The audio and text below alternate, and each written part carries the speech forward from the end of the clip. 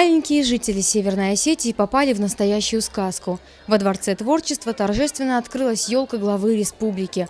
С наступающим Новым годом ребят поздравил председатель правительства Сергей Такоев.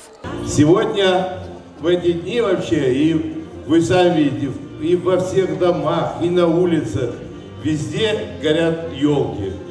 Все ждем, встречаем Новый год. Но здесь сегодня самая главная елка Осетии. Елка главы республики дяди Таймураза Мамсурова. Елка главы республики уже давно стала доброй традицией. Гости, воспитанники детских домов, интернатов, дети из малообеспеченных и многодетных семей – самые талантливые и успешные ребята. Каждый из них в этом году отличился в учебе, спорте, искусстве, интеллектуальных состязаниях, творческих конкурсах или общественно полезных делах. А участие в веселом и красочном новогоднем празднике – заслуженная награда за хорошие дела и достижения. Я хотел бы пожелать всем, кто подарил нам этот замечательный концерт, всем с Новым годом. Я поздравляю, желаю счастья, успехов. Я бы хотел, чтобы детских домов не было и дети все жили с родителями.